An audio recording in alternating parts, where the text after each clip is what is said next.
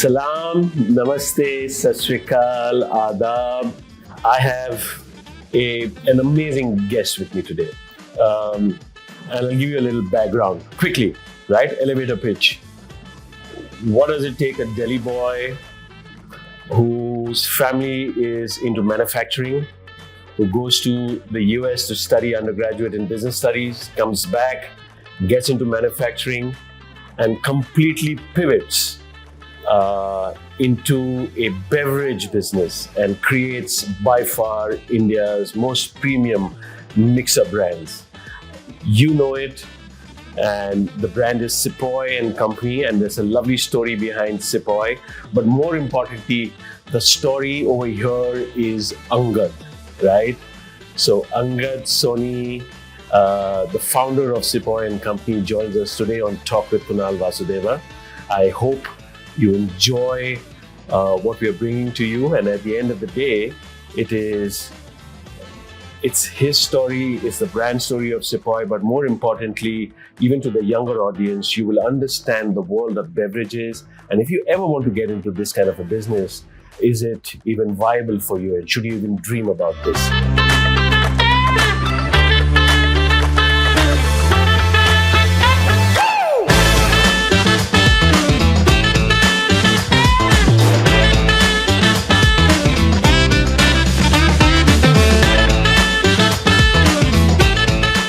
Angad, such a pleasure. Thank you so much, Kunal. Great to be here. Absolutely. Firstly, you came a little earlier during the day and, had a good conversation with me. And I have seen you a few days ago as well. And I heard that kind of conversation. And it's such a fascinating story.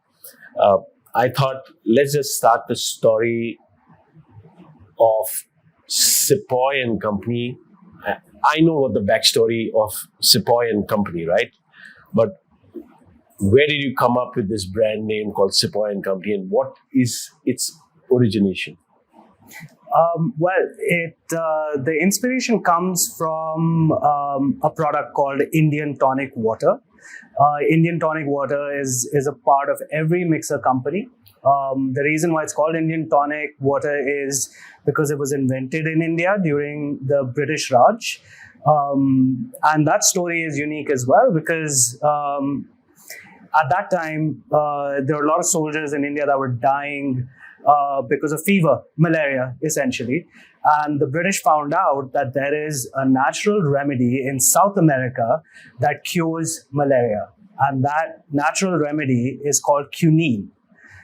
And so they mandated that their soldiers in India were supposed to have quinine every day. Now, quinine is a very, very bitter substance. It's a medicinal product. You could get quinine medicines even today. So is it a herb? Is it a plant? What is it? It's derived from a tree. Okay.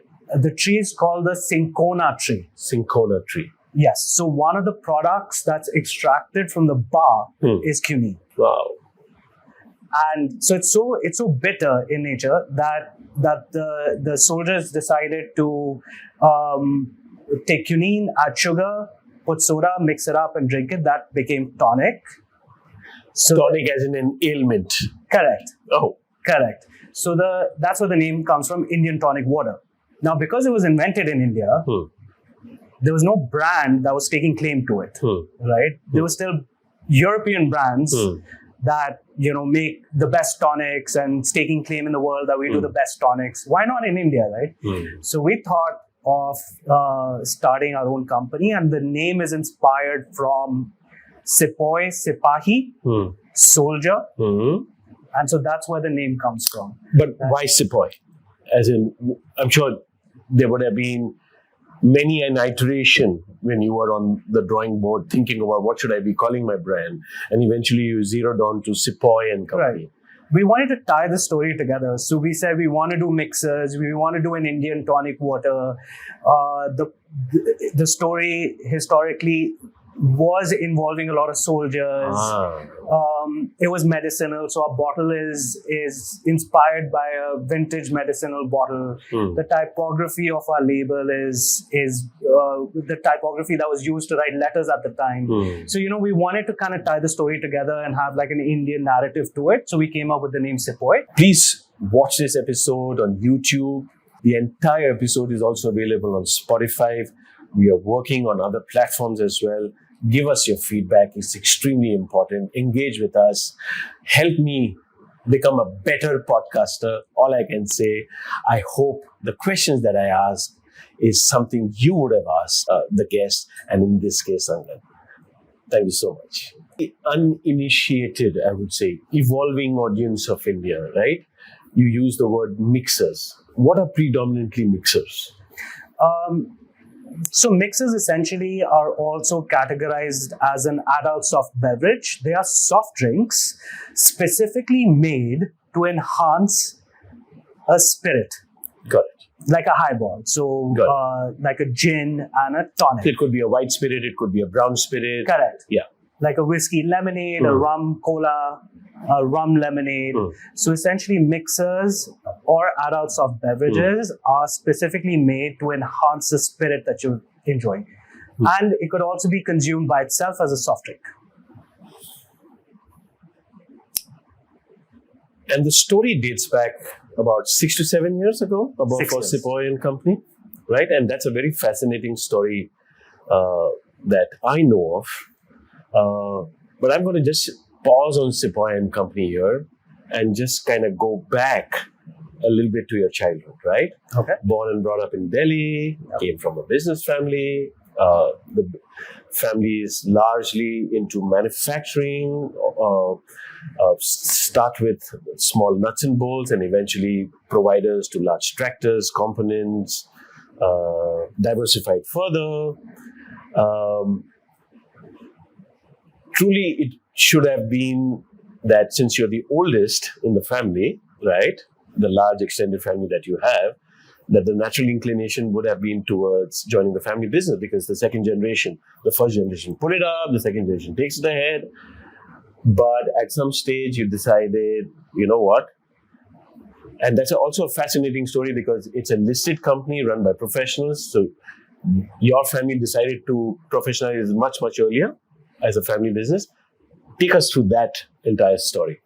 Sure. So, like majority of Indian families which have businesses, they expect their children to join, the boys turn into men and join the family business. It was the same in my case. And, it was kind of tuned into your mind that you graduate school, you go to university, you get a good degree, and you come back and you join the family business and you scale it. Now, interestingly, when I joined the family business in 2005, it started its transition from being a family-run business to a professionally managed business. So now this decision was taken by the seniors of the family. So it was a very, very interesting phase of my life to experience that transition. But what happened was that I was not able to find my feet within the company. Now, by the end of the day, you do join any business or you start any business, unless you're truly not adding value to it, there's no satisfaction, right? It could be your family's business or it could be your own startup, right? Unless you're not adding value, I don't think that there's a satisfaction. And I experienced that where I realized that I was not being able to add value to the growth of the company. The company continued to grow because of professionals. And like I said, we were transitioning from a family business to a professionally managed one. And that's where I took a step back just to, by the end of the day, understand, my contribution to the family business. But you did join them, and you were there with them for like about almost a decade. A decade, yes, yeah. And hence the serious step back and the serious question about what have I contributed, and what can I contribute in the future, or can I step back and do something as a diversification, For sure. you might Yeah. say, or Not necessarily all the children need to join the same business. Correct. Where I truly add value. Yeah. And yeah. So you did not truly add value in your mind, right? But in the 10 years, and your listed company is called Uniparts, right? What is it that you learned? And that learning you have gotten into Sepoy and Company. Correct. What was that learning? So yeah, this is very interesting because Uniparts is a manufacturer for components that go into agricultural machines. And here I am with a soft drink, completely different worlds altogether, right? But I think some key building blocks, I would call, or key decision making that I initially took into Sepoy from Uniparts were quality. Number one was quality. Number two was consistency, and number three was service. Now, these are basic building blocks. I think if you incorporate that in any business, I think you will probably have a probability of succeeding in that. So, Tell me something. It's a very fascinating, I would say, story that, let's say, Uniparts first, right? Yeah. And I'll tell you, as an average citizen of India, the company starts in the 80s. Largely, it's an export-driven company. But the family is high-precision tool manufacturing, highest quality, grade, high-precision tool manufacturing. So had the foresight of quality way back in the 80s, license Raj. Hey, let's just face it, there was not too much of quality coming out of India at that point in time, right? And yet, your parents and your uncle, right? They built a company which was, I would say, a league above the rest, right? To world standards. Right. Was that always a family kind of a vision that whatever you build, I'm just trying to gather that thing existed, right? So it's like a very natural found aspect of quality which was built in you. Either do quality or don't do anything at all. Correct. Is that a fair assessment of mine? So I would say I got lucky because every individual has their own vision, aspiration, and what they truly want to deliver, right? So I see under my father and his brother's leadership, I saw that clarity in vision, right? That how do we are always a step ahead of competition. It's engraved in me. Focus in a specific area. Don't spread yourself too thin. Focus on a specific area. Narrow your focus. And build such competence in it that no competing brand could compete with you in the area. That's where you create value. So I got lucky to experience that in a family that had that vision, and I wanted to incorporate the same thing in Sepoy, where I asked myself, what does it take to build in India? Why is it that we cannot make in India a product that's as good as what's in Europe? Anything else in the world? And why is it that I cannot put this product in the UK or in Italy or in Dubai that competes with the best out of the world? I think so too. From a fact perspective, this is more philosophical as well. And I think that era of India is here. It has started with the software as a service. Right, way back 2 decades ago, and it's coming into consumer tech, fintech, and I think now it will be made for India and made for the world as well. Every aspect, and that's where truly the globalize of India will happen in the next 2 to 3 decades. Let's again go back and forth a little bit. You studied in Penn State, right? Business studies. Did you also do your graduation studies, or was it just the undergraduate studies? Just the undergrad. After that, the market taught you everything. Then it's learning on the job. Yeah, your market taught. Mandi ne sab kuch sikhaya. Correct. Am I right? On the job. No better way of kind of learning it. But tell me something. Even the undergraduate studies, it was in business, and when you joined the family business,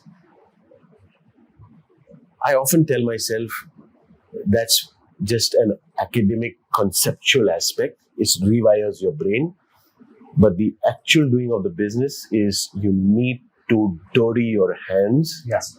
You need to fold up your sleeves, and your real struggle starts on that day. Correct. Till that point in time, you have, because of the education and the knowledge which has been transferred to you, right? And you have applied it in some way or the other.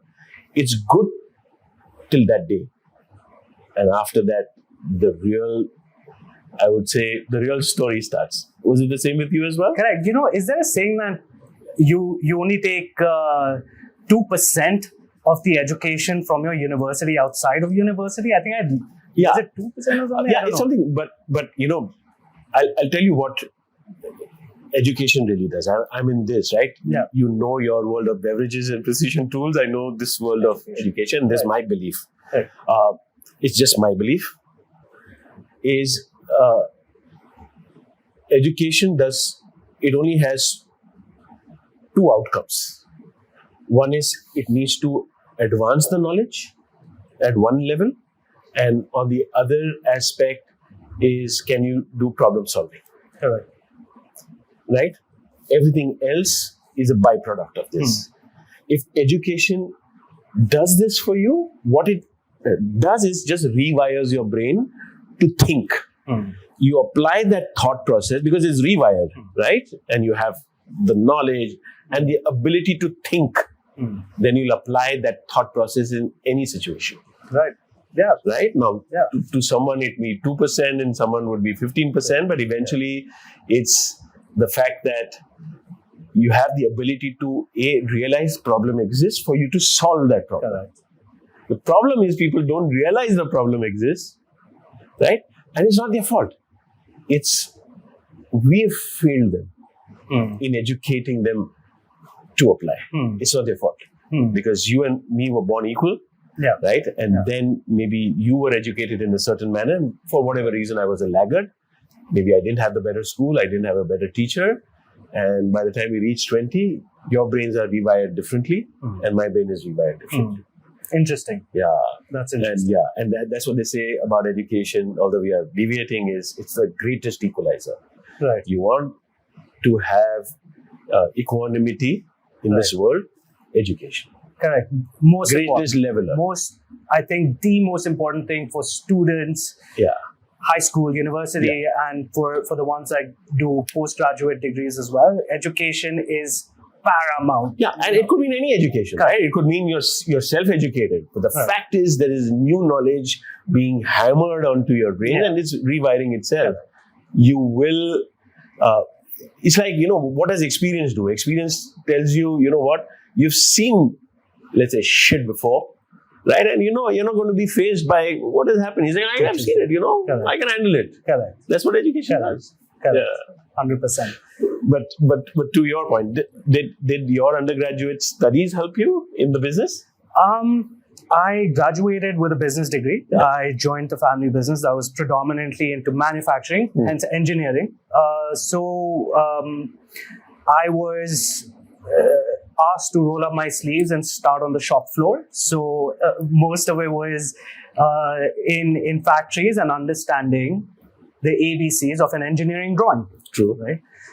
And how to study it, how to read it, how to make sure it's followed in the correct manner, how to then work towards efficiencies within engineering, etc. And only once that my father was convinced that, okay, he understands what he's speaking, now is the time that he could go and meet a customer. Yeah. And because 90% of the business was exported, so I spent a lot of time traveling and meeting customers, which I loved. Just love interacting with people by the end of the day.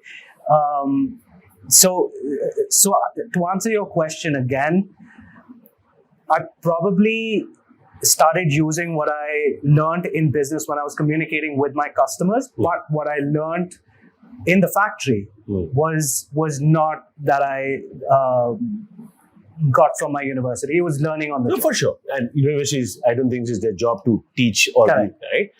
But eventually, it's product, it's service, and customer satisfaction above everything else. Yeah. Would you submit to that? Product which is equal to quality. You Correct. have to have Absolutely. an uncompromised product. Yeah. You have to consistently deliver that Yeah. quality, and that in turn will result in customer satisfaction, which you got to maintain, right? So again, consistency is very crucial here. So So you I agree with that. You decided to pivot in around, I would say, 2016, 17 from the manufacturing, Yes, right? yes. India, at that point in time, the only conversation were bellwether companies, TCS, Infosys, Tech, SAS, consumer tech was coming in, Netflix and all those things were kind of coming in. And here you are thinking of actually entering the world of beverage, brick and mortar, nothing to do with tech, distribution, expensive modeling, right? How did this transition happen? And what made you come into the world of beverages above everything else? Was there a problem you were trying to solve, or was it by accident, or was it, you knew what you wanted to do? So, one of the things I would like to start with by saying was that I took the decision to step back from the family business because my heart really wanted to get into a consumer-facing brand. I wanted to build something and sell it. As a brand, I wanted to build a brand. Yeah. Okay, you didn't want to inherit a brand and grow the brand. In my family business, it was a product that we were supplying to an OEM, and that's where the circle is finished. Got it. Right. I wanted to be known for creating a brand in the consumer space. So, where the brand is known. Yeah. So I really wanted to do that. It could have been anything. It could have been apparel. Shoes, or and so I fell. How did Sepoy come about? I think it was by chance, where I was traveling. I was taking a flight with my wife. We were traveling to London, and it was an afternoon flight. We onboarded and we got ourselves a gin and tonic. And the tonic that they served was this brand called Beverage from the UK that spoke about all natural ingredients and low calorie.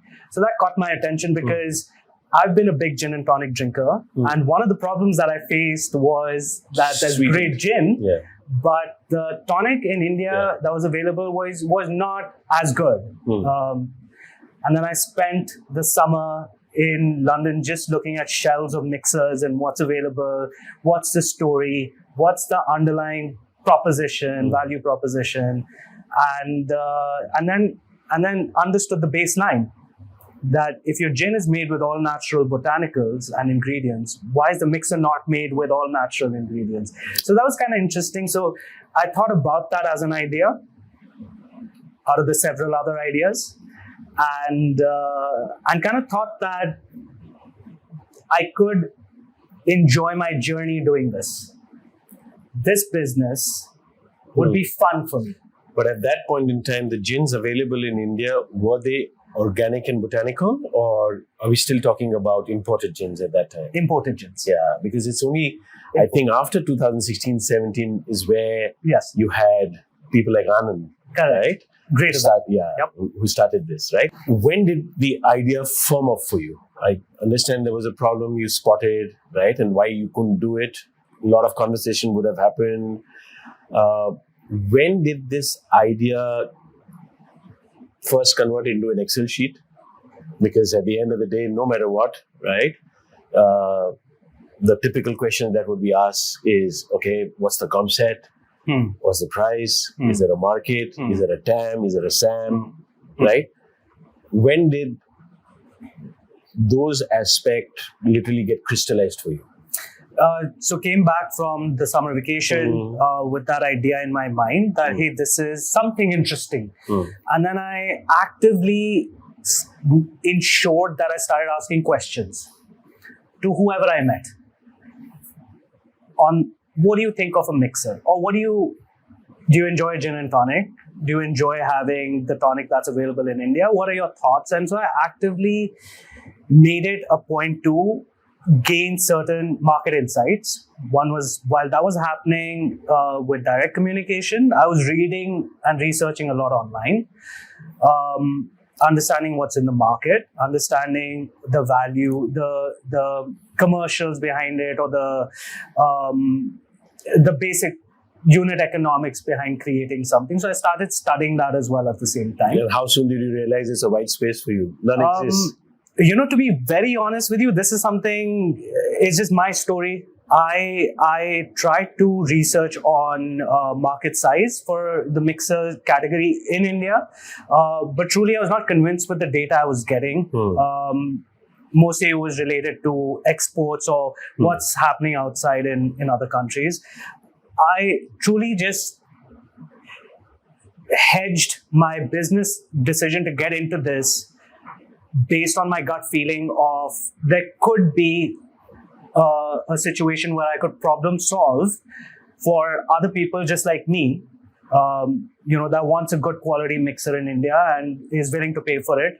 Not exorbitant pricing, but a price point which could be aspirational, right? Because at that time, one product was selling at 50 rupees, an imported product was selling at 180 rupees. So there was a big delta in the middle, and we kind of position ourselves in the middle somehow. But so when we go back to from a business perspective, because at the end of the day, there is a product and then there's distribution. Yeah. And at that point in time, D2C had not caught up too much. Correct. Right? 16, 17 it had. It's just a recent phenomenon, right? Correct. It's largely, again, distribution through modern trade, general trade. Correct. And that also requires a high operating leverage from that perspective. You need to pretty much put systems, people, processes, factories, high capex, all high operating model in place, and then you start seeing the results. Did it make sense, even on paper at that point in time, that although I don't know what the true market size is, you can do some guesstimates in terms of premiumization of beverage, complementing with that premiumization. A beer drinker is not going to have my mixer, neither perhaps maybe a 200 rupee SKU of a brown spirit or a white spirit will have, right? Did it make business sense on paper at that point in time when you put this thing all together? It was a risk. Okay. It was not too big of a market. It was more driven towards, friends and family who I interacted with. And then you multiply that in terms of how many such people with disposable income would be in major metros. And you kind of guesstimate that number. But no category existed at that. No category existed. So you were actually building a new category. Yeah. Correct. Yeah. Correct. Yeah. Building a new category. And hence it was very difficult to really pinpoint on the numbers.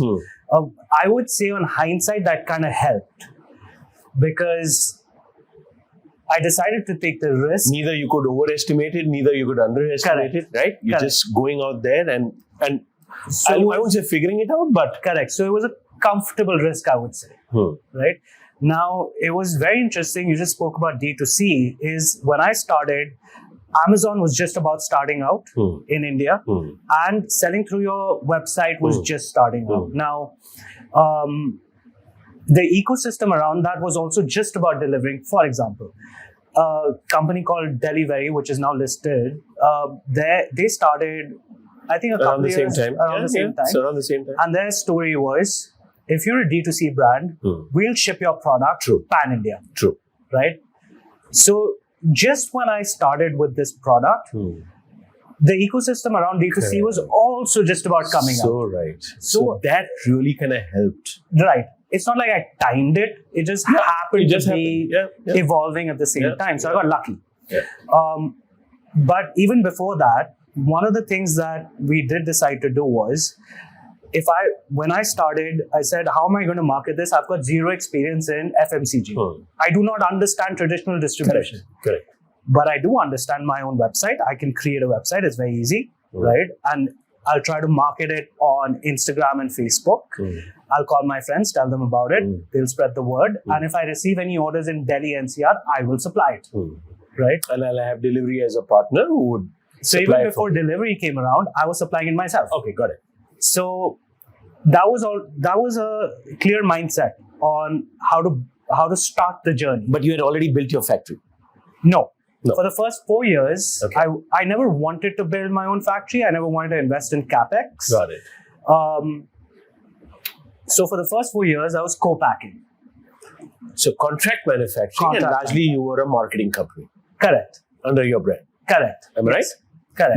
But recipes and ingredients were yours. Were mine. Now, if we just circle back a little bit to my days at Uniparts, and one of my key beliefs was quality and consistency. Now, I thought that working with co-packers would deliver me the quality that I expect. Unfortunately, that did not happen, or the co-packers were not willing to invest further Got it. into my Because vision. the volumes were not high at that point. Correct. Yeah. Correct. Yeah. And to be honest, when you talk about beverages, the technology to bottle beverages, if you're a can or a plastic bottle, the technology exists. It's fairly good, but not in a glass bottle unless you're a beer brand or a Coke or a Pepsi. Now, neither Coke, neither Pepsi or a beer brand would bottle for a third party. Right. So I was limited. Because their line was not tuned. The machines were not tuned for a smaller bottle. No, not really. Beer, wherever beer is manufactured, you cannot manufacture non-alcoholic there.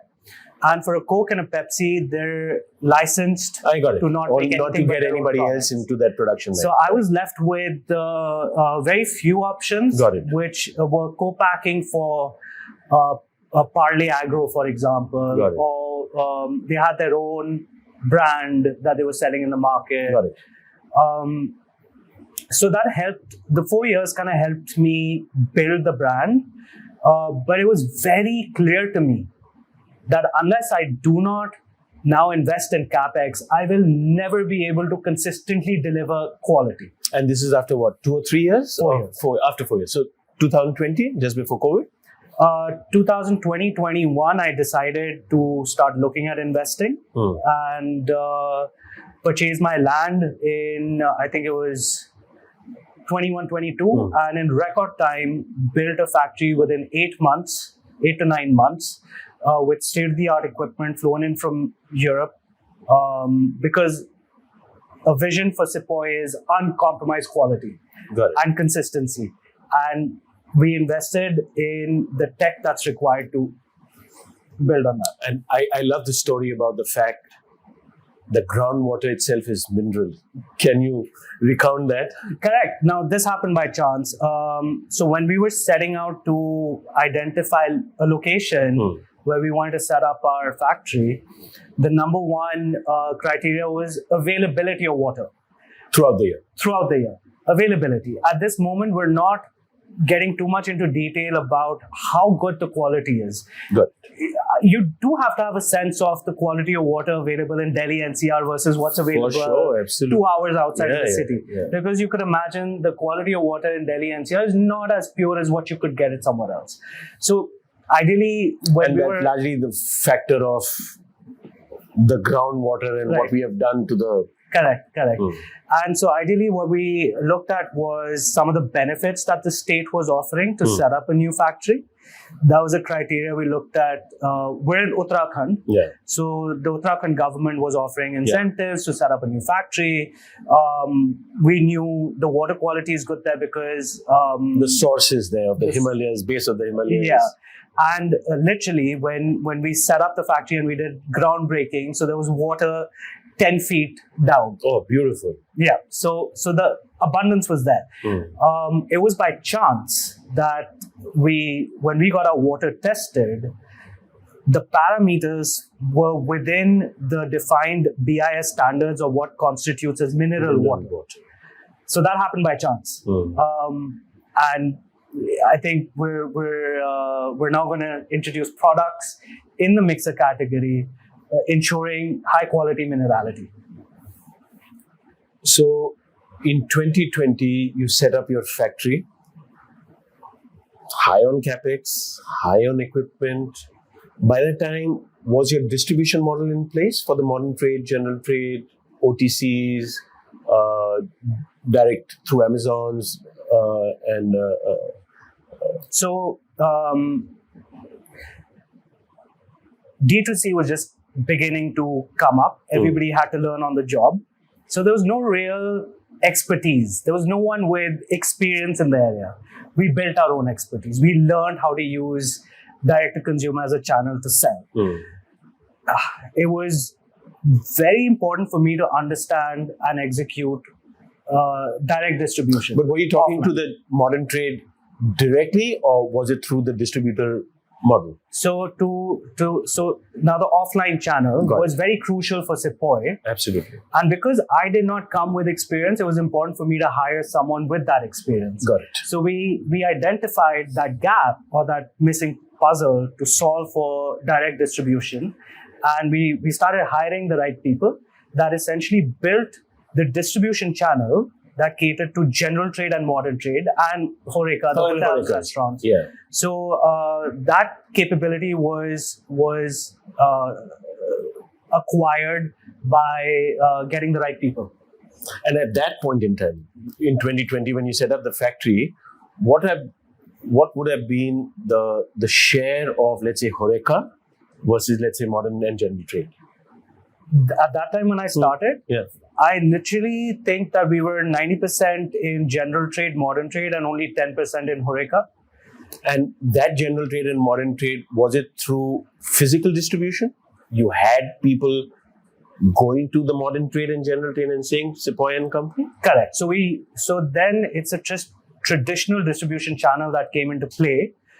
That helped us grow the general trade and modern trade business, where you have to make sure that the products are physically available at stores. And I'm assuming at that point in time, largely centric to the north of India, or you were in all the cities? So we wanted to build and understand the market and the feedback. So we started heavily in the north. Got it. Now, because I was on Amazon and my own website, people from Pan India were ordering. Got it. So I was able to service them as well. Got it. But the traditional distribution channel was really built in the north to understand the dynamics of it and then kind of scale it to other regions. What quintessential question would be, let's say if you fast forward the clock to 2024, and now D2C as a concept is like pretty much, I would say, exploded, right? I have my own understanding of both brick and mortar, the physical distribution, offline distribution versus online. And I still kind of believe that, you may have your online, but what will really grow your business is pretty much the offline trade, right? Investment in people who go and who talk about the product, sampling of the product, and eventually it needs to be on the shelf of either a kirana store or a modern trade for people to experience that. Obviously, there are a lot of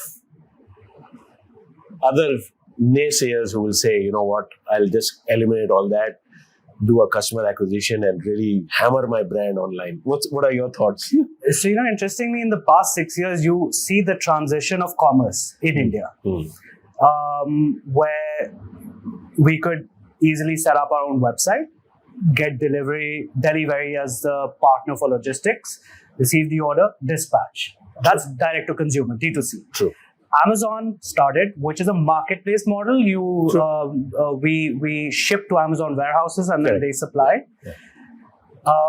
And in the past 2 years or 3 years, now we're only talking about quick commerce, which is yet another channel of supply, right? Which we're now taking advantage of. And then I think the world of beverages, there's no e-com anymore. It's only going to be quick com. I think so, because what I'm seeing is that my quick com business has exponentially grown. Absolutely. I'm still maintaining my Amazon and my direct to consumer, so there are still consumers there. So there is a market that still orders. Sure. Where Blinkit perhaps is not servicing. Correct. Or Zepto is not servicing. Yeah. So quick commerce has changed the narrative again.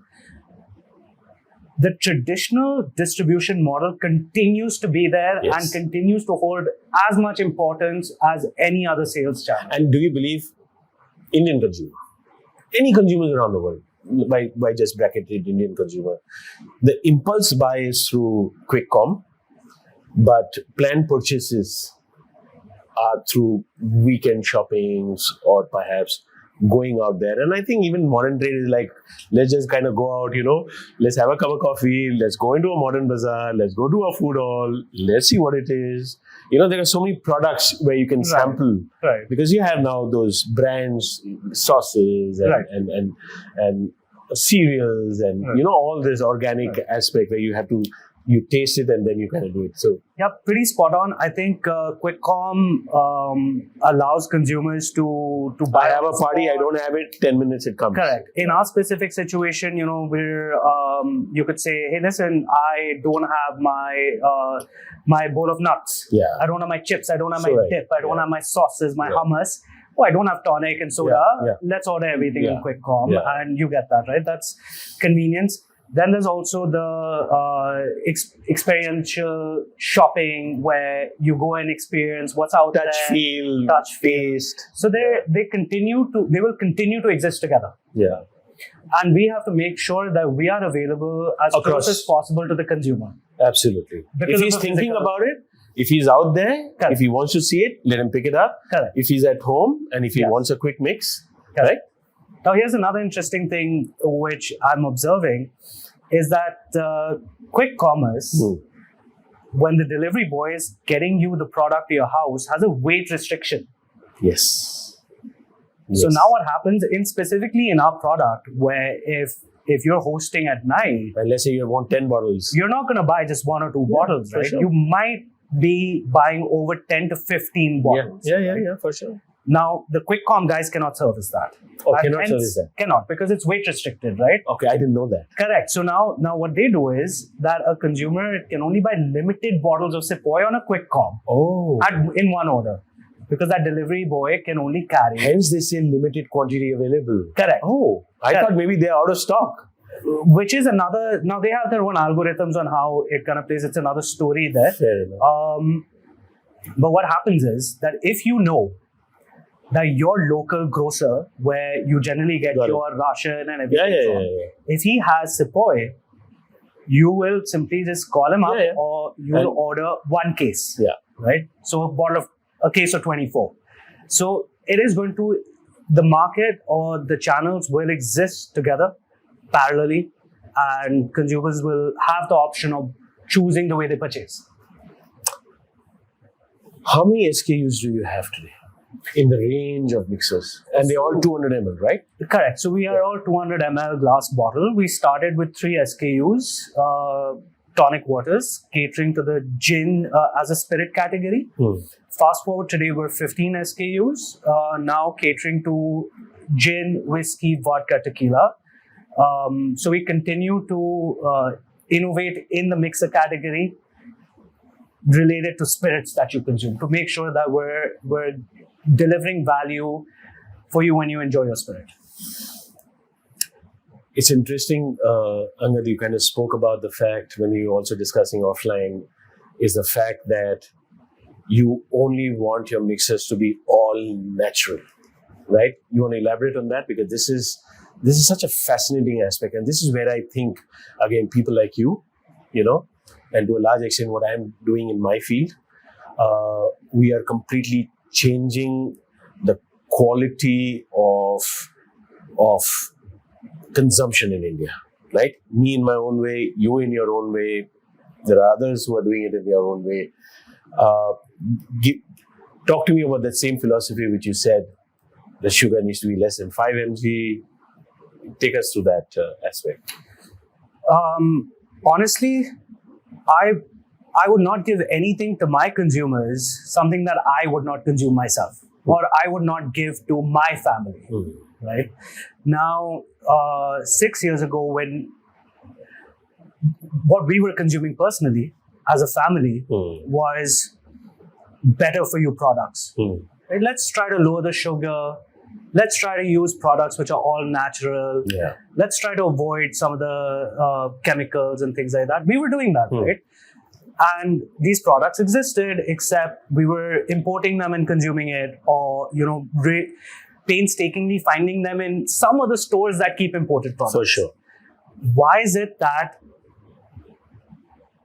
it's not available in mass market. Correct. Why Right. can't you have a premium product available for the masses? It's better for you. Absolutely. And now with that thought process and the thought process that you have of how you are trying to improve the education system Correct. in whatever way you think would add value, So right.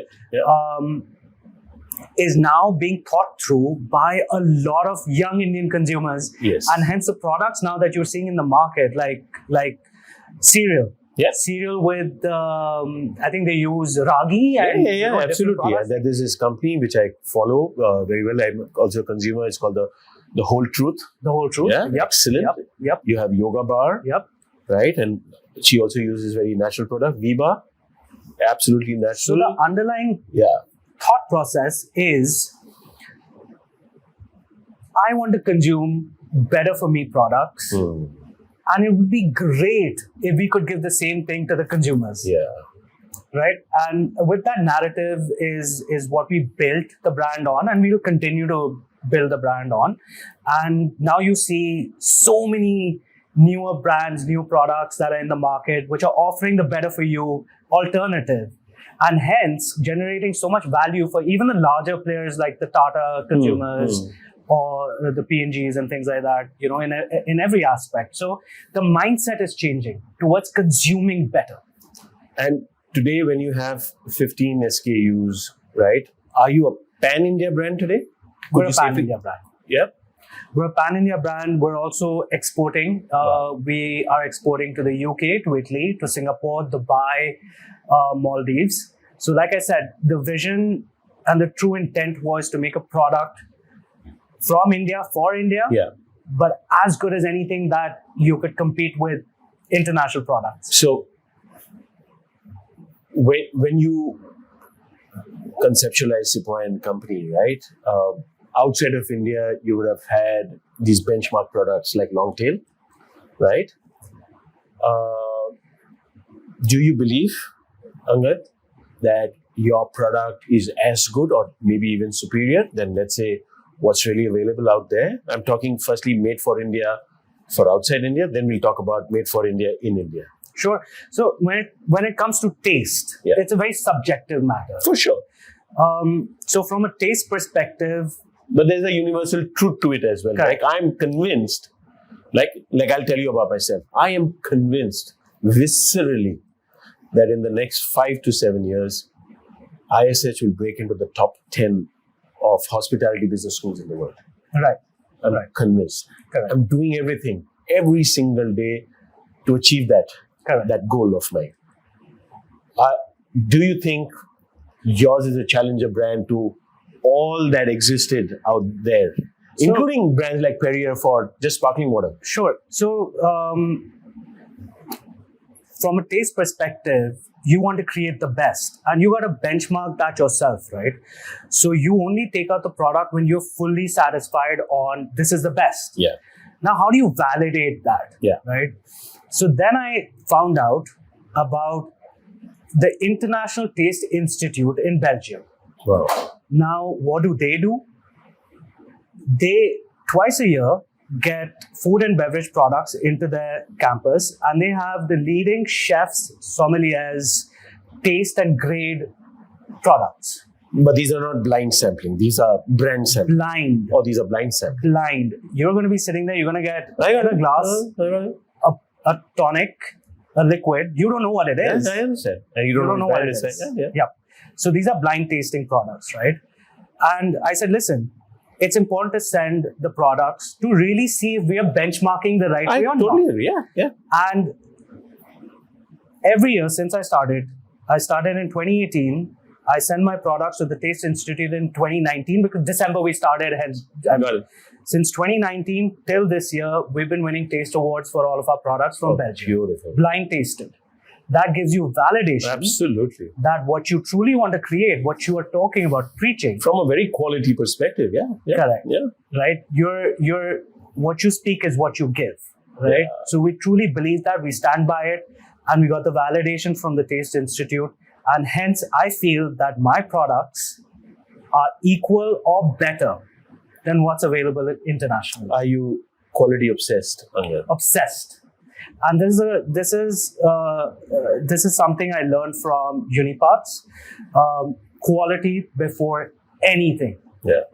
Because Uncompromised. at the end of the day, Uniparts equipment can risk lives because Correct. they are into tractors, they're into Correct. larger machines. Correct. And your product are directly into the stomach, Correct. and there are long-term repercussions as well, immediate and long-term. Correct. Wow. And hence, if I'm going to give you an all-natural product, how do I ensure the shelf life of the product? True. Right? Now, these are processing techniques Correct. that are used in beer, right? Which but you why not in incorporated soft drinks? Yeah. And this is something, obviously, when you started off, you didn't know. And Correct. today, you know a lot more than what you didn't know. Correct. Right? And is the tech, or perhaps are the ingredients as well, more and more you're traveling, more and more people are consuming your product, more and more natural resources you are being, I would say, subjected to? Do you think the taste will continue to evolve? Or let's say you have the tonic water, which is the hero product, right? Do you think tomorrow, besides quinine or your natural resources of water, and you find this spice, this herb, this small extract of a plant which will accentuate the taste, do you think you would tinker with the taste? So with, for example, our Indian tonic water is the number one selling tonic water in a glass bottle just behind Schweppes. I will not tinker with that. But in the tonic range, I've got 5 flavors. Got it. Like an elderflower, hibiscus, grapefruit. So we continue to innovate with different flavors that could go really well with the bitterness of quinine. I got it. And essentially then... And it could also mean, let's say if it's this hibiscus one you said, right? Now, this hibiscus for the whiskey could be this taste, but for perhaps the white spirit could be this taste. Right. So another SKU or derivative of that could perhaps kind of come out. Correct. How many times have you heard, Angad, that you can spot the beauty of Sepoy and Company by just looking at the bottle on a trade shelf? Because it's an art by itself. It's a lovely piece of art. Tell us the story of the bottle. So, I'm obsessed with architecture. And exterior architecture, and I'm obsessed with walking in the streets of Europe and just seeing the buildings. The difference in the French versus the Italians and the Spaniards. So I'm obsessed with that. I'm obsessed with Connaught Place. Classic architecture. I'm a big fan of timeless architecture. And when we were in the process of talking about how the bottle needs to look like, we took inspiration from a vintage medicinal bottle. A timeless bottle, and the way the labeling and everything is done, typography is very timeless. It was a very key part of the discussion, because I feel just like classic architecture, you saw it 100 years ago, you're seeing it today, you would see it 100 years from now, it will still look beautiful. And with that in mind, we thought that if we can have a beautifully designed bottle which has a very classic element to it, it'll be timeless. And we worked with an agency from Norway. They understood the brief, and they created this bottle. And I think it's a big identifier for Sepoy and Co. It's played a very, very crucial part in the growth and recognition of the brand. Because eventually the first sight and then it's the taste. Correct. From Packaging that is crucial. But do you believe that this will evolve eventually, for the simple reason, let's say you grow more, there's a weight of the bottle, right? Freight would be there from that perspective. And let's say, assume, I'm just indexing a number to, you have 1 million cases as export. And tomorrow, let's say you do 5 million cases export, right? Do you believe this bottle will also evolve into, let's say, canning? We will look at eventually different packaging and its specific use case in different channels. Got it. And countries. Yeah. So, for example, when we talk about the sparkling mineral water, it's still in the 200 ml, but I think it's not the right size for a hotel or a restaurant. For them, they need a bigger pack size, right? If we have a bigger pack size, it will do well in that channel. Got it. If we talk about cans, I think cans could do very well in airports, in airlines. Something which is on the go. Highways, on the something go. on the go. Correct. So, to answer your question, yes, we will continue to look at this very carefully, packaging and the different forms of packaging. And when we feel, the time is right to then invest in the different form of packaging, we will take that decision. Keeping in mind that the current packaging is a big identifier for us, and we will never shy away from that. So we'll continue. It'll be interesting how we navigate different packaging. What has been interesting also, so I have been a consumer of Sepoy, right? Much before I met you. Much before. Thank you. Right? And for me also, the guest to come on Talk with Kunal Vasudeva is something I need to resonate with the brand, right? And more importantly, the founder of the brand as well, right? And what I like about Sepoy as a beverage, as an adult beverage, is I'm not an alcohol drinker, right? Maybe occasionally a glass of beer, maybe a glass of wine, but something which is, I just don't have the taste for anything else. But I tend to have your lemonade by itself on ice. I tend to have your tonic water by itself, and it has such a very subtle taste to it. Do you believe, apart, of course, it's a mixer brand, right? That subconsciously you have just created another category of an adult beverage minus the alcohol? So first of all, thank you for being a consumer before you met me. And I think this proves that what we're trying to push in the market, what consumer we're trying to push into the market, I think our team is doing the right job. Yeah. I think we're hitting the right audiences. And I think the taste is doing the right job. The bottling is doing the right job. Correct. And marketing is doing the right, advertising to the right people. So I'm very glad that you happen to come across Sepoy and enjoy it. So the mixer category also is termed as an adult soft beverage. And the reason is that, a lot of times you're kind of tired drinking the Cokes and the Pepsis or the Diet Colas, right? Or the Limca Mirinda. For me, I don't like my soft drinks very sweet. Yeah. Right? Moderate sweetness. A little bit more on like the bitterness of the quinoa or, the tartness of the lemon. If that comes through, I'll enjoy it more than a Limca, right?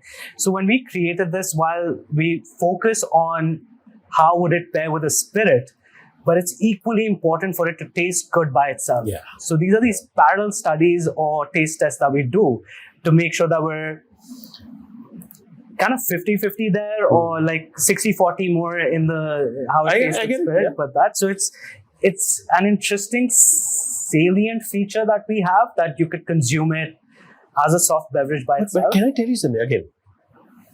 I may be a very small percentage of, let's say, a consumer, although I like to believe I'm a large percentage, is when I'm looking at a lemonade, I'm not looking at a traditional lemonade anymore. Sure. I'm looking at your Sepoy because the taste is, and it's less sweet for me. I don't drink sugar. Right. To your point, I just realized it's less than 5 mg. Right. I actually didn't read the bottle. Right. I was only going by the sensory taste. Right. It was very less sweet. Right. So I don't pick up any other lemonade but Sepoy. Right. So I'm just letting you know you have a category by itself.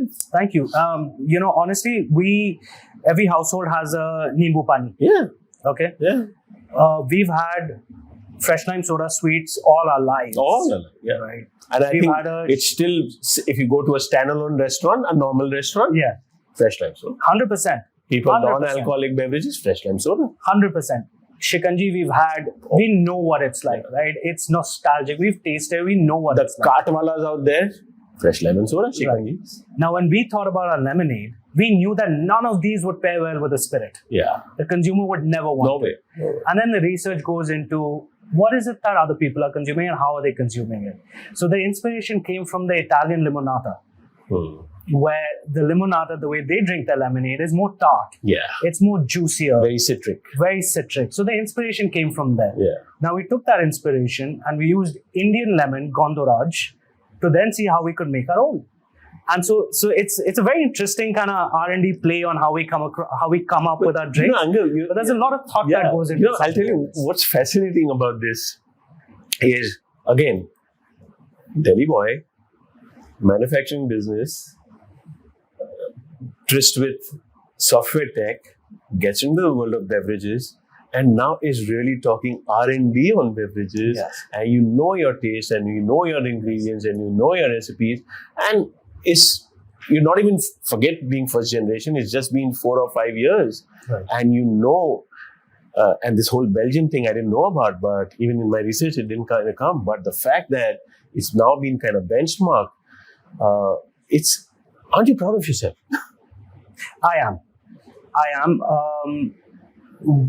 Like I said, it's very, very important to enjoy what you're doing. Have you surprised yourself, Angad? As in, going through this journey, right? It has its own. We are not even talking about what must have happened during COVID. I think it must have sunk you, because it's at the end of the day. Correct. Trade was shut. Everything was kind of shut, right? Alcohol was not necessarily available through vends, right? And obviously, Amazon would not do that as well, right? And that would have taken a toll on you. But the fact is, what you have achieved as a brand, and that brand today is synonymous. Today, as I said, as an adult beverage, as a mixer, right? To each his own perception. What does that make you feel? So, just talking about the COVID part of it, being obsessed about what I do, I did manage to figure out licenses to bring the product under essential category. Good. Which allowed me to ship via Amazon through my website, and when because everything is plant, natural extracts. Correct. Right. So because it's my own baby, and you got to figure out ways to come around a problem. So we did figure out a way to come across that. So even during COVID, I was able to sell consumers tonic water when they were drinking the gin at home. Got it. So it didn't affect you that much? It did affect, but it to wasn't the zero. extent. It wasn't zero. As a matter of fact, I scaled and I peaked my D2C and my Amazon business during COVID. Yeah. And then it started tapering off. Fair, but at least the brand also got built along the way. Correct. Right? So the mind continues to be active in problem solving. Let's go to this segment and let's just start discussing, Angad, about the fact that, predominantly India, depending on the states, have very unique drinking habits, right? And mixers complement what they drink, right? For the love of life, I did not know that Kerala was a high on brandy as right, and contrary to what people think, Punjab is not whiskey. It's not. Right? The total number of cases of whiskey is not sold in Punjab, right? And people still, largely massification, right? Drink their beverages very sweetened or, with the traditional beverage that is kind of available. Where do you think tomorrow when you have 50 SKUs, where do you think Sepoy and Company would be in India? Would it be a premium massification kind of a brand? So alcohol is a very aspirational industry. At any given price, at any given time, you would have access to a type of product. For example, Johnny Walker is at a certain range of products from the red label to the blue label, right? True. And every time you're consuming your alcohol, you aspire to drink better. We want to be that product in the mixer category where people would enjoy it with a premium spirit. I'm not saying that it's not good with and premium would mean Indian rupees 800 and more. Correct. Ex-factory price. Correct. Yeah. Yes. Because the duties per every state is very different. Correct. And the way we priced our product, it is a very affordable premium price point. Got it. So I think we are in range for people to move from a can at 50 rupees Got it. to a glass bottle at 95 rupees, considering the ingredients that go in it and the eventual value add that they would get.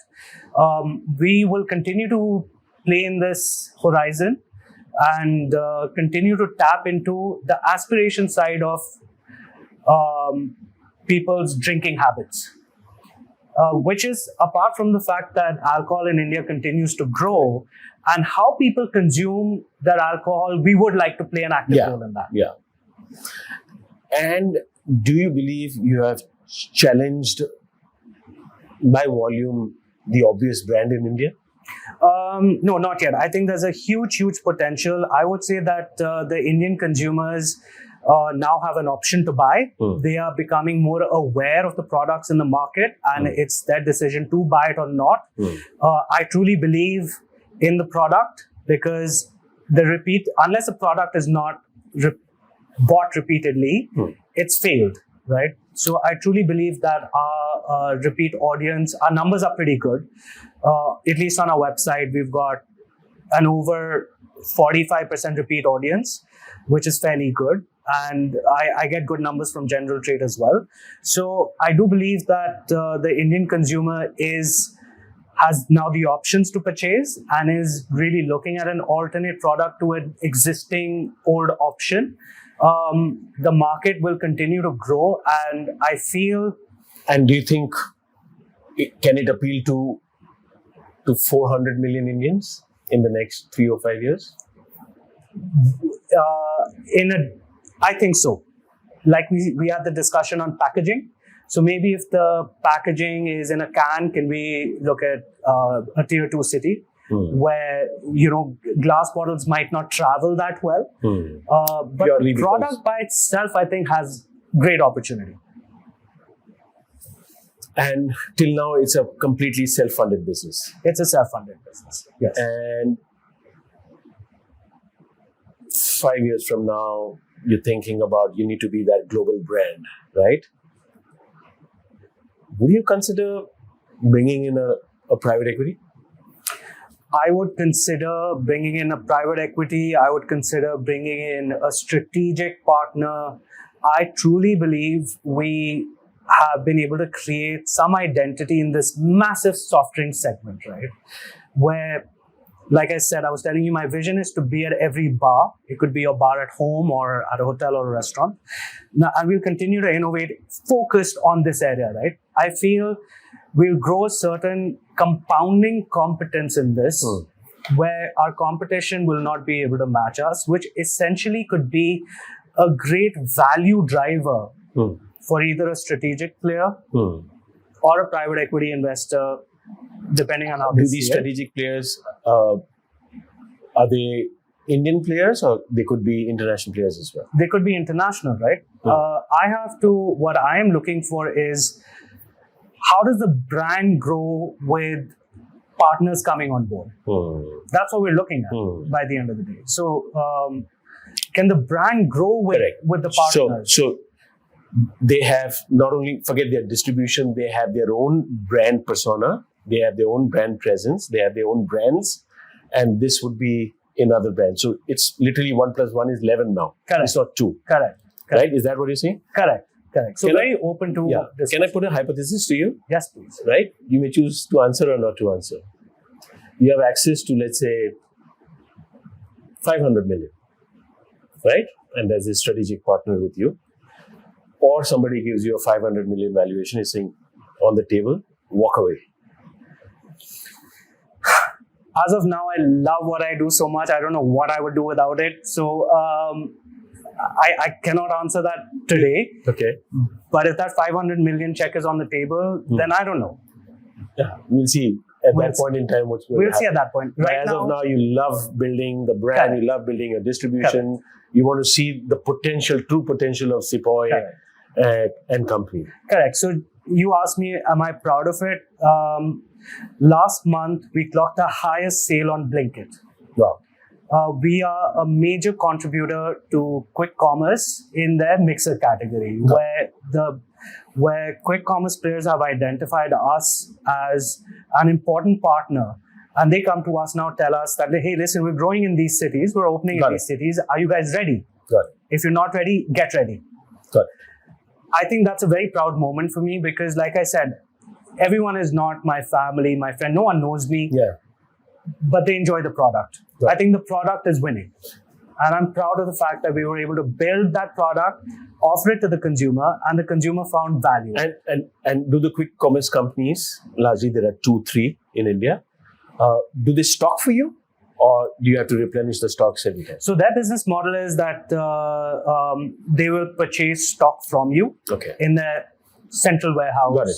And then they'll dispatch it into the so you need to ensure stores. that you maintain the minimum Correct. quantities. We need to make sure that we are 100% fill rate. So fill rate is how much you supply in. Got it. We have to make sure that we're 100% at any given point in time. Correct. Yeah, you're 100% kind of fill rate. Correct. To a young student, adult out there who maybe after listening to you wants to enter the world of adult beverages or perhaps the mixers, what's the unit economics on this? How, if eventually when you're selling for 99 rupees, let's say, right, can you build up the cost of it? You know, unfortunately, we're in a segment that gets taxed at 28% GST plus 12% cess. It's the category is aerated beverages, which is It's considered a sin product? It's considered a sin product, and only because it's carbonated with a sweetener. I don't understand that at all. There's zero logic because you could buy an iced tea for your child, and that iced tea is, because it's non-carbonated, it has way more sugar than because it's carbonated, is 28%. Correct. So I don't understand that. So that's a big hurdle in our space. Big. So for any young entrepreneur, I would seriously advise them to look at this, because this is a true fact that we're living with. That 40% is not yours. Okay. I have in the last 2 months spoken to 3 young entrepreneurs wanting to get into the beverage category in different verticals, some energy drinks, some like health drink or whatever, but carbonation is a crucial part of it. And I've had conversations like this on the fact that understand that 40% is gone. Understand that there's a distribution cost. The retailer will keep an X%. For sure. Understand the distributor will keep an X%. Understand your cost of goods sold. Understand your marketing expense. Understand your human capital expense, your cost of people. And then capital expenditure, interest cost on that. Correct. So unless it's at a certain scale. Correct. And unless what you're saying is, unfortunately, you need to have a large capital base. You do. In the beverage industry, you need a large capital base. You need to have the patience and the capital to pull through, because every year you pull through, there's a high probability that your competition might not. Okay. With that said, if your product doesn't sell, you might as well shut shop. Absolutely. As soon as possible, right? Yeah.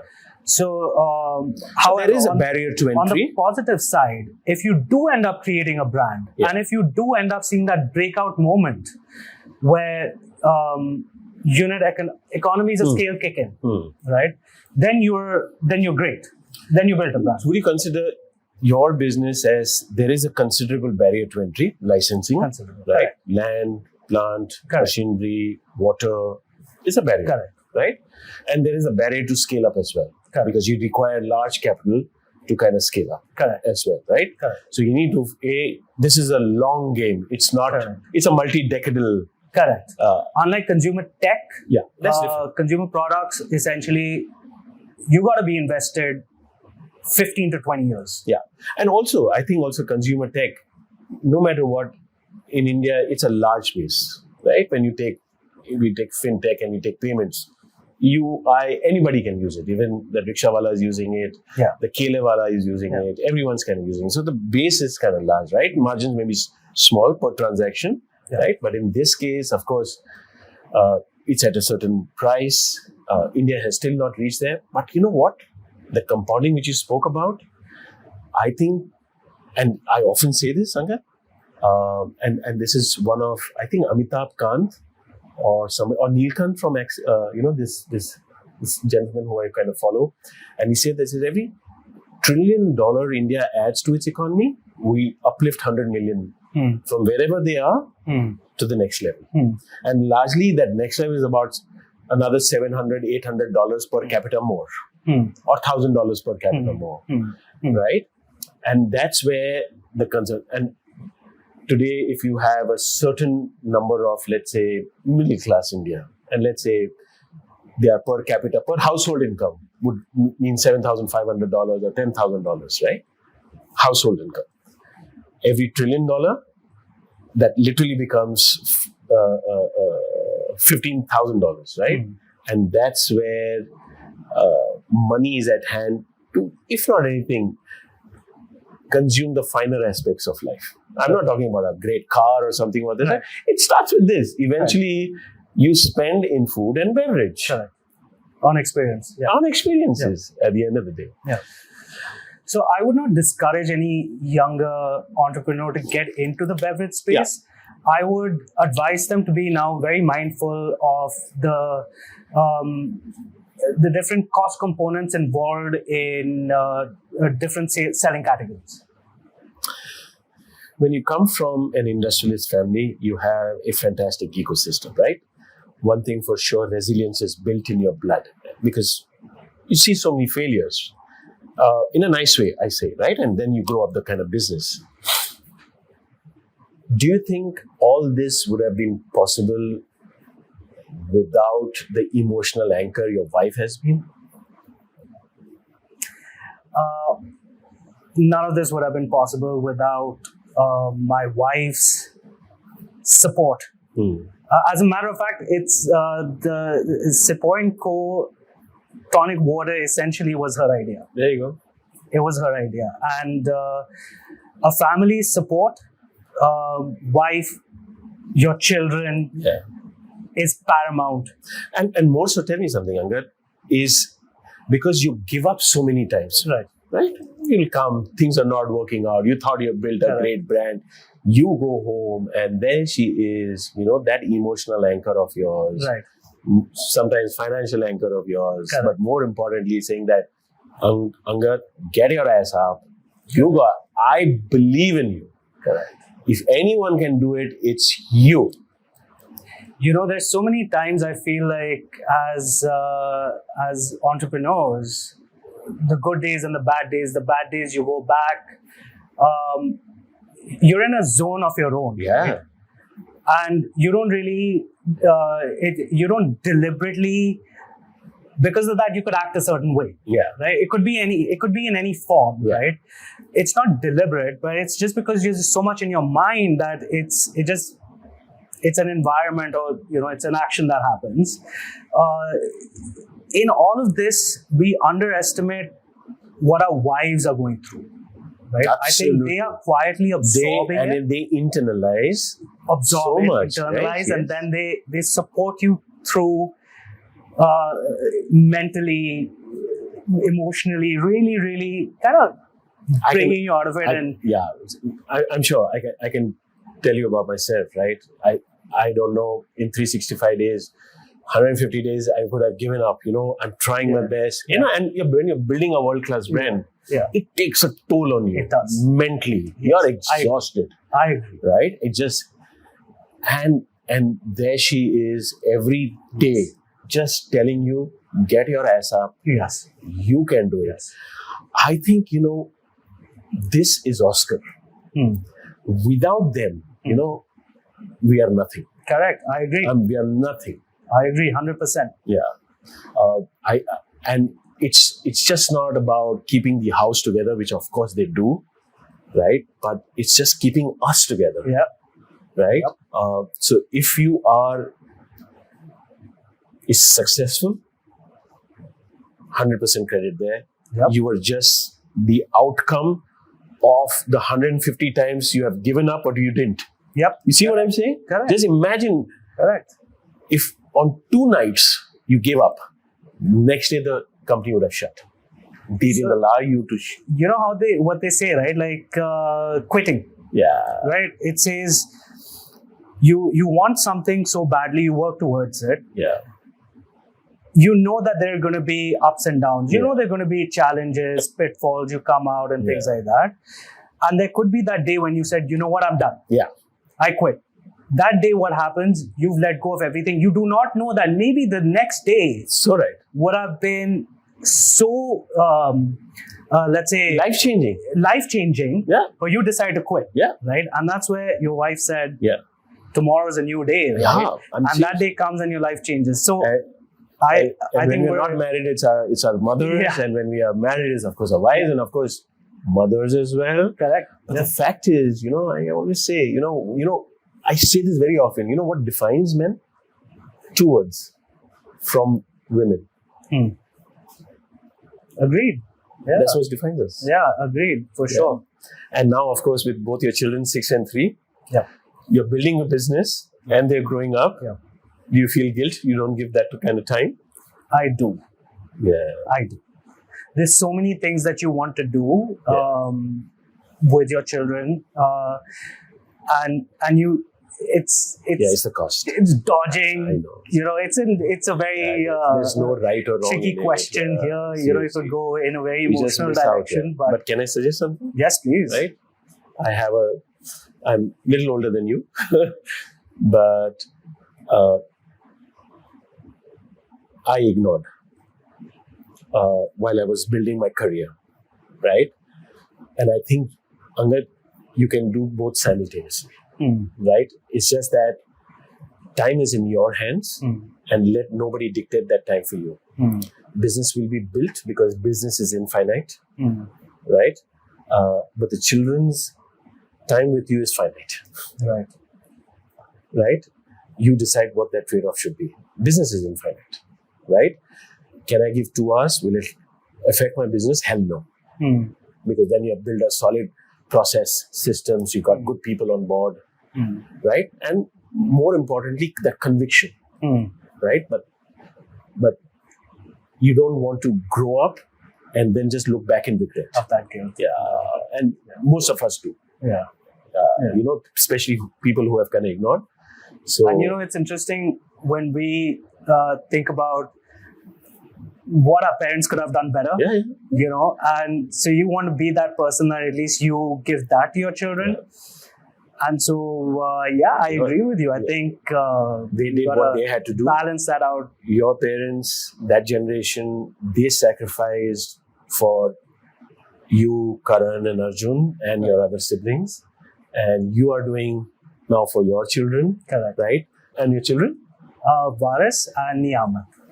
Beautiful. Varis is the older one, 6. and Beautiful, Niyamat is- beautiful.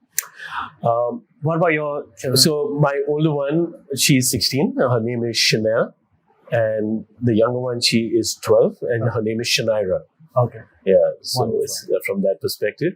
In fact, maybe after the holiday season, I have recorded Chanel as a 16-year-old and 2 of her friends. And I've spoken to them candidly. There are 2 girls and 1 boy, just buddies amongst each other. And I wanted to experience India, their thought process, the world, AI for them, platforms for them, phones for them, studies for them, consumption for them. And trust me, unbelievable. That generation is 4 notches higher. I can only believe the 6 and 3 would be 20 notches higher. So India is in a beautiful place. And we have to keep up. I am telling you, the burden is on us, We have not to on keep them. And they are very, very. Chanel is clear. She wants to build something in India for India. Wonderful. She does not have conviction enough is- vocabulary that I want to kind of go out. He's saying this is the place. Yeah. And so are 2 of her friends. He said they may consume education outside, and that's fine. Yeah. I think it should be globally aware. Yeah. But they're very, very clear that they want to build something for India. I think it's India's time to shine. I think There's so. no doubt about it. Yeah. And clearly, the younger generation Yeah. they're absolutely clear on what they want to do. Yeah. There's conviction, Yeah. and I don't see why they won't be able to succeed in what they do. Yeah, absolutely. And I think even from a business and a unit economics perspective, I really hope you have your challenges in your business. I think the government is listening, right? I'm sure somebody from the government will listen, and you never know. The 28% could become 18%. Correct. However, as a business, you have to account for that. Yes, right? of course. So then essentially then it's just volume. So Yeah. we already know Yeah. if we're on the right track Yeah. of growth, Yeah. eventually then if that target could not be achieved in 6 months, you could achieve it in a year. Yeah. And then after that, you're Now, I'll ask you a counter question. Assume it was no cess and 18%. Would you have passed the benefit on to the consumer? 100%. That's it. 100%. There's no doubt about That's it. Let the volume from the consumer decide. You'll Correct. always automatically get your taxes. Correct. Right? I'm sure they are listening. I'm going to go to the final segment, right, with you. Sure. I'm going to put you under a spotlight. What's your favorite cocktail? We know it's gin and tonic, but not Sepoy and Company. I love a Negroni. And any particular brand of mixer? Not Sepoy and Company. So specifically, a Negroni now does not require a mixer. Okay. It's just 3 spirits in equal parts that go in. It's a very classic drink, and that's what I love as a current drink right now. And if you had to go with gin and tonic not Sepoy and Company, which one would it be? Fever Tree, Okay. Mediterranean tonic. Anyone in India? Any brands in India? Non-homegrown. Excellent. What's the biggest myth about mixers you'd love to bust? They're not chasers. Hmm. I do not like the word chasers. Mixers are there to accentuate the drink that you're going to consume Hmm. and not dilute it. So that's a myth. Chasers is generally used when you want to cloud the taste or spirit. Mixers don't do that. Mixers accentuate the flavor, the taste. Sweet, tangy, piquant, spicy. Which flavor wins in India? Sweet. Sweet? One spirit you think your consumers are drinking more because of Sepoy and Company?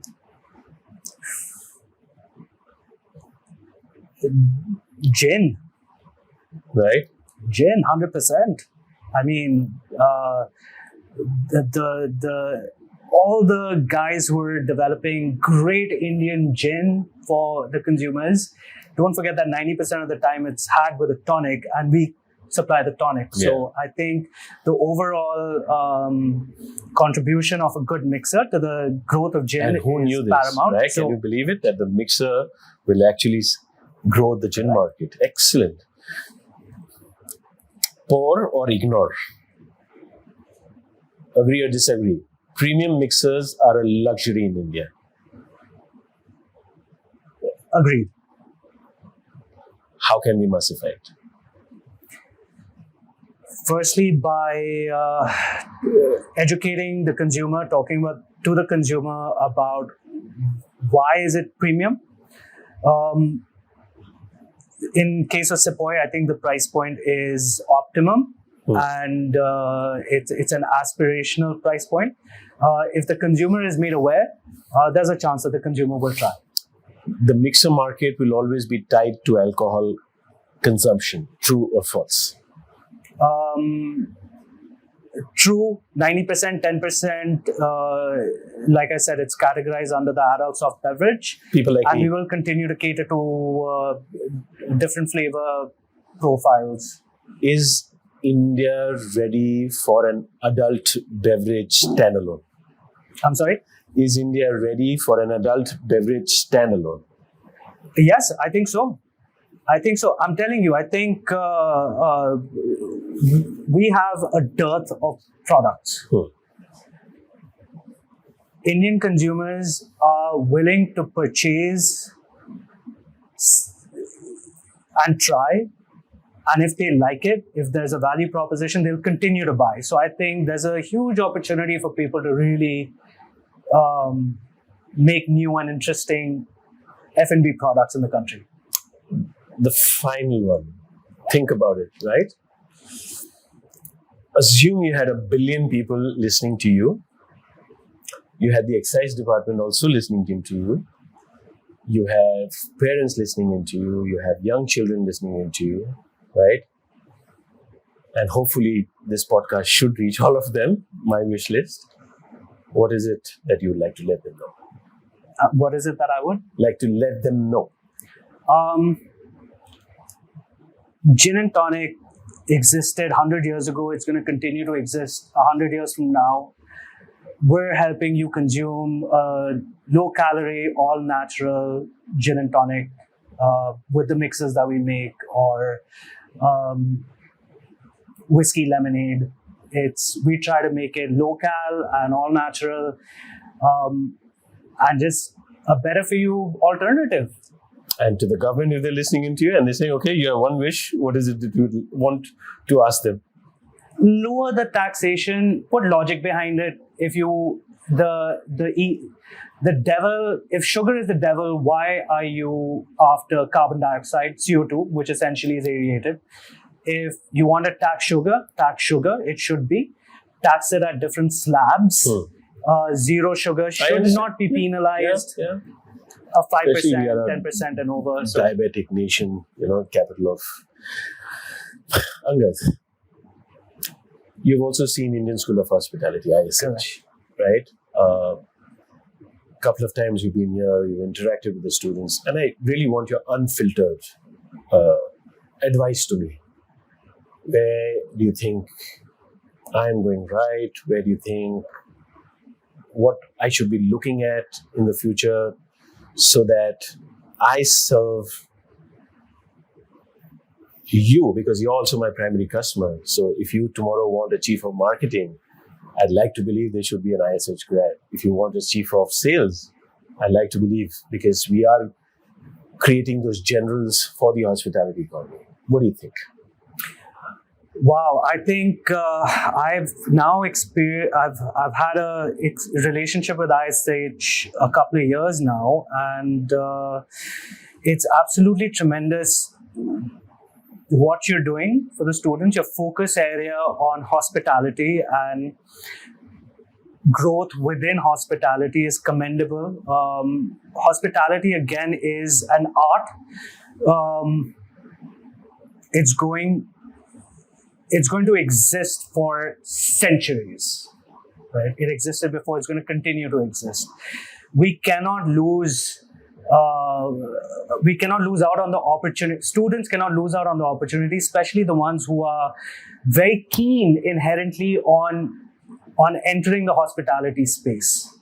And hospitality touches a lot of different touch points, right? I mean, somebody serving you a tea, coffee in a hotel, to someone in Sepoy and Co trying to make a sale to a retailer or even to a hotel, convincing them onto adding the product. I always say, the minute the beverage is leaving your factory, hospitality economy starts.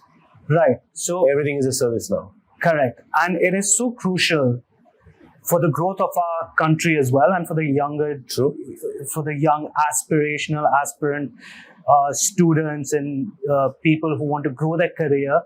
I'm really looking forward to working with students who graduate from ISH. I think you guys are doing a great job, and at some point, I would like to challenge them in making a sale for Sepoy. Oh, beautiful! In fact, you should give. So part of in the undergraduate program, right, towards the end of their term, we do student business projects, right? And even in our post-graduation program, where we take a problem statement, right? And we use our resources, our research, and we work with the company, we work with the founders, we work with the team to see if we can derive a better solution to this. I think that's great. And give us those projects and let the students eventually Practical work experience. on them. And, they may be right and they may be wrong, but Correct. as I said, what it does, it rewires their brain. Correct. Right? And I think that's a responsibility of all the industry in India towards universities in India. And when we say this academic industry integration, it means actually that. Right. Integration doesn't mean a master class or just coming and giving a story. It basically means engaging the student in application. Real life problem solving. Yeah, absolutely. You may say, you know what, I have a problem in, let's say, distribution in Rajasthan. I'm just giving an example. Give it to them. Right. Let them solve for you. Let them travel to Rajasthan. Let them talk to the general trade. They'll come up with a paper. We discuss that paper. If it's good, fantastic. Something always good comes out of it. Right. But more importantly, you have an applied student. You're giving it to India. I agree. And we're very pro internships, even in Sepoy and Co. For this reason. Yeah. I think it's great to have younger students trying to learn on the job. And like we discussed, majority of your learning is going to be on the job. Yes. So why not start a little early, do an internship, especially in an area of your choice that you want to really grow your career in. Thank you so much for your time. Thank you for opening up. Thank you for being open about your business. Thank you about opening your life. I'm telling you, at the end of the day, India needs role models. And these are the role models which are real role models, right? I'm not talking about the hyped up role models, to each his own, more power, more success to them. But India sab dekhta hai, India ka consumer sab dekhta hai. And they will resonate with you, and they will resonate with your vision, they will resonate with the quality benchmarks that you put in place. But more importantly, you are making a brand for the world. So thank you so much for your time. Thank you so much for having me on the show. And honestly, I think the objective over here is to somehow reach a young entrepreneur or a seasoned entrepreneur in just helping them maybe solve a problem that they might be facing. Or they might be intrigued about some part of it. And not giving up. And not giving up. And just when you think you're giving up, go back home, give a hug to your wife, listen to her more often, go back in the morning, get your ass out there, do not give up. Correct. Consistently deliver and see the compounding effect. Absolutely. So thank you so much. Thank you. Thank you so much. Pleasure. Salam, namaste, sat sri akal, adab. I started off by saying you're going to love this episode. You're going to love the human aspect of what Angad spoke about, both business, professionally, family. He put himself out there so that you and I have this playbook of what not to be doing, what we shouldn't be doing, so that we expedite our growth. Take cues, you may watch it at 1.5x, but I truly appreciate, take 1 hour. These are life lessons, what you will be learning. Because for me, with every episode, I'm a better version of who I am. So have a lovely time and stay safe. Please watch this episode on YouTube. The entire episode is also available on Spotify. We are working on other platforms as well. Give us your feedback. It's extremely important. Engage with us. Help me become a better podcaster. All I can say, I hope the questions that I ask is something you would have asked the guest, and in this case, Angad. Thank you so much.